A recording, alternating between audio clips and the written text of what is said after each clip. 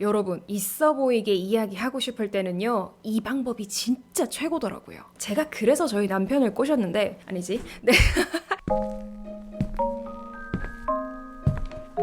여러분 안녕하세요. 셀피 디렉터 똑띠입니다. 여러분 주변에 말 잘하는 사람들 혹시 어떤 특징을 가지고 있나요? 이제 목소리가 굉장히 중후하고 예쁘다, 발성 발음이 좋다. 근데 이런 능력을 가만히 들여다보고 있잖아요. 이야, 이거 얻으려면 진짜 시간 오래 걸리겠다 라는 생각이 듭니다. 실제로 제가 복식호흡 연습하는데 2달 걸렸어요. 근데 우리는 당장 내일 자기소개 해야 되고 발표해야 되고 면접 보러 가는데 이 복식호흡을 연습할 시간이 없어요. 그러면 어떻게 좀 있어 보이게 말을 할 수 있을까요? 제가 찾은 정답은 스토리텔링입니다. 그래서 오늘은 내가 가지고 있는 것들을 조금 더 크게 아름답게 표현하는 스토리텔링 하는 방법에 대해서 한번 말씀드려 보려고 해요. 스토리텔링 하는 방법 첫 번째는요, 말의 틀을 수집하는 겁니다. 이게 무슨 말이냐면 내가 어떤 이야기를 해야 될 때 항상 보편적으로 사람들이 따르는 말의 틀이 있습니다. 자기소개한다고 한번 해볼게요. 그러면 이렇게 이야기하잖아요. 안녕하세요. 저는 똑띠고요. 나이는 비밀이고요. 사는 곳은 부산이고요.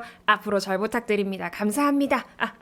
요렇게 끝나잖아요. 이게 자기소개라는 말의 틀이거든요. 발표할 때도 마찬가지, 면접 볼 때도 마찬가지. 사람들이 보편적으로 따르는 말의 틀이 있어요. 이 말의 틀을 수집하는 겁니다. 어떻게? 다른 사람들을 관찰해서. 만약에 발표를 한 10명 정도 한다고 해볼게요. 그러면 늘 저의 순서는 4번째 아니면 5번째로 제가 열심히 이게 눈치 싸움 해가지고 그 자리를 선점했어요. 왜냐? 다른 사람 어떻게 하는지 관찰해야 되거든요. 아니, 스토리텔링을 해가지고 눈에 조금 띄어야 되는데 무슨 남들이 하는 거를 관찰하라는 말입니까? 라고 하실 수가 있는데, 우리가 주변에 스토리텔링을 잘 하는 사람들을 생각을 해보면 그 사람들은 기존의 틀에서 크게 벗어나는 말을 하지 않아요. 일단 기존의 틀을 그대로 가지고 가서 평범한 말 하는갑다 라고 하다가 갑자기 남다른 표현을 통해서 오! 저 사람 뭐라 캐샀노? 라는 분위기를 주거든요. 남다르게 말하기 위해서는 일단 기존의 틀이 무조건 필요하다는 거죠. 이런 틀을 수집하는 방법, 유튜브 보면 됩니다. 인스타 보면 됩니다. 검색하면 됩니다.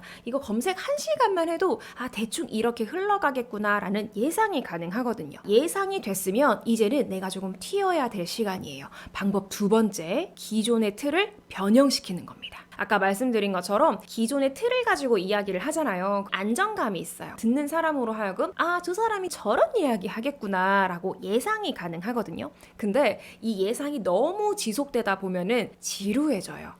또 뻔한 얘기 하겠구나 이런 생각이 들어가지고 눈에서 영혼 딱 빠져나가고 있거든요. 그때 우리는 그 포인트를 찾아서 변형을 할 겁니다. 어떻게 변형을 하느냐? 저는 이때 꼭 하나만 생각해요. 듣는 사람들의 머릿속에 물음표를 심어주면 됩니다. 자, 지금 뭐라 캐샀노? 이런 물음표를 갑자기 심어주는 거예요. 상대방이 하고 있는 예상을 물음표를 가지고 탁 깨트려 버리는 겁니다. 예상을 깨트리는 방법 정말 많이 있습니다. 근데 제가 가장 사랑하고 제가 가장 자주 사용하는 방법 딱 하나가 있어요. 바로 반전을 넣는 겁니다. 남들이 다 yes라고 할 때 저는 no라고 하겠습니다. 이 CF 기억하시는 분들 있죠? 기억하시는 분들은 이제 저랑 같은 비슷한 연령대 이런 게 반전이에요. 남들은 다 yes라고 하지만 나는 no라고 할게. 네가 예상하지 못했던 말을 나는 던지는 거야 라는 이야기를 하는 거죠. 바로 한번 예시를 들어볼게요. 발표를 한다고 한번 가정을 해보겠습니다. 기존의 틀대로 이야기를 하면 이런 식으로 흘러갈 겁니다. 안녕하십니까, 저는 땡땡 부서의 똑띠 사원입니다. 오늘 제가 여러분들께 말씀드릴 내용은요, 바로 이 소맥을 가장 맛있게 느끼게 하는 최적의 비율에 관련된 이야기입니다. 목차는 보시는 것과 같습니다. 이 내용을 조금만 스토리텔링을 해볼게요. 이 소맥을 가장 맛있게 느끼게 하는 최적의 비율에 관련된 이야기입니다. 우선 제가 본격적인 내용에 대해서 말씀을 드리기 전에 지금 이 공간에 계시는 분들의 소맥 선호도에 대해서 먼저 조사를 해보고 시작을 해보면 좋을 것 같습니다. 혹시 여기 계신 분들 중에서 나는 소맥을 좀 즐기는 편이다 하시는 분 계십니까? 네, 손들기 그러시면 그냥 고개 끄덕끄덕 해주셔도 됩니다.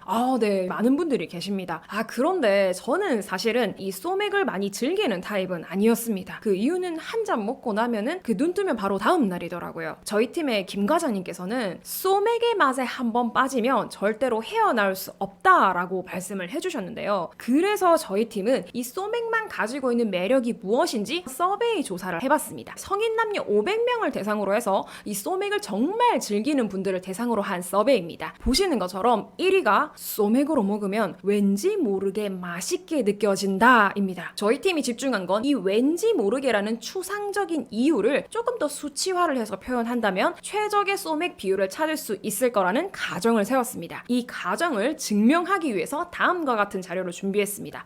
네, 여러분 내용은 너무 심각하게 생각하지 않으셔도 돼요. 제가 그냥 갑자기 생각난 걸로 말씀드린 거라 가지고 내용의 이 정확성 말고 어느 쪽이 좀 더 기억에 남느냐라는 질문을 던졌을 때 전자보다 후자가 훨씬 더 기억에 남을 것 같습니다. 시작부터 바로 반전으로 시작합니다. 목차는 이렇게 되고요 라고 이야기해야 될 것 같은데 여기 있는 분들 선호도 조사하겠습니다 라는 반전을 줬어요. 이 소맥의 비율에 대해서 이야기하는 사람이면 일단 기본적으로 소맥을 좋아할 것 같은데 저 소맥 안 좋아합니다 라고 이야기를 했어요. 이렇게 반전을 주니까 사람들 머릿속에 물음표가 생기죠. 아니 왜 소맥을 안 좋아하는데? 근데 니 여기 왜 섰는데? 너네 김 과장님이 좋아해서. 근데 그거 너무 추상적이지 않니? 물음표가 생기니까 그 다음에 바로 해소를 시켜줍니다. 제가 조사한 서베이 자료를 보십시오 라고 넘어가게 되죠. 여기서 스토리텔링의 세 번째 방법이 나와요. 사람들한테 물음표를 심어줬으면 반드시 해소를 시켜줘야 됩니다. 왜 그런 거 있잖아요. 한국인을 가장 열받게 하는 방법이 말을 하다가 머릿속에 물음표 생겼는데 이거를 해소를 안 해주면 듣는 사람이 그래서 뭐라 해샀노? 라고 스물스물 부정적인 감정이 올라오거든요. 근데 이 물음표를 해소를 해줄 때는 타당한 근거로 프로페셔널한 자세로 그냥 나의 생각입니다가 아니고 더 신뢰도를 넣어주는 게 중요합니다. 그런데 조금 주의해야 될 점이 있습니다. 이 스토리텔링을 잘못하잖아요. 그러면 위트 있는 게 아니고 와 저래 오버하노 이렇게 흘러갈 수가 있어요. 이 스토리텔링은요. 위트와 오버 사이의 선을 간당간당하게 타고 있다고 저는 생각을 하거든요. 오버하지 않으려면 무조건 기존의 틀에서 너무 벗어나면 안 됩니다. 내가 가지고 있는 기존의 틀을 아예 뒤집어 엎어버리거나 아예 잘라버리거나 하면은 너무 극적인 변화가 생기니까 조금씩 포인트를 주는 거예요. 발표를 시작할 때도 앞부분에는 반전을 많이 주다가 뒷부분에 궁금증을 해소할 때는 프로답게 근거를 정확하게 대면서 정중하게 이야기하는 기존의 틀은 반드시 가지고 가야 된다는 거죠. 조심하셔야 되는 게 하나 더 있습니다. 내가 가지고 있는 걸 좀 더 크게 포장해서 더 예쁘게 포장하는 게 아니고 아예 없는 걸 있다고 얘기하면 문제가 굉장히 커집니다. 말의 신뢰도가 떨어져요. 스토리텔링을 할 때 항상 기초는 내가 가지고 있는 실제 경험을 조금 더 예쁘게 포장한다. 조금 더 있어 보이게 이야기한다라는 점을 생각하시면 더 좋을 것 같습니다. 사실 이 스토리텔링이 뭔가 발표를 하거나 남들 앞에 서서 이야기하는 자리에서만 활용되는 건 아닙니다. 우리 일상 속에서도 충분히 많이 활용할 수 있어요. 우리 왜 소개팅 자리 가가지고 마음에 드는데 꼬셔야 되겠다 이런 마음 들 때 스토리텔링 하게 되면 훨씬 더 매력적으로 보이죠. 제가 그래서 저희 남편을 꼬셨는데 제가 인생에서 정말 믿는 말이 하나 있어요. 말이 사람을 만든다. 내가 가지고 있는 게 정말 작아 보여요. 이 작은 거를 남들한테 크게 보일 수 있을 정도로 표현을 하잖아요. 남들만 쟤 있어 보인다 라고 하는 게 아니고 나 스스로도 이렇게 작은 게 아니고 큰 거였구나. 이렇게 큰 게 되려면 이렇게 하면 되겠구나 라는 생각을 하게 되거든요. 여러분 아시잖아요. 저는 정말 가진 게 없었는데 이 무스펙에 가까운 취준생이 직장인이 되고 이제는 강사로 활동을 합니다. 제가 했으면 여러분들은 훨씬 더 잘하실 수 있을 겁니다. 그러면 저는 또 다음 시간에 더 좋은 모습으로 찾아뵙도록 하겠습니다. 감사합니다.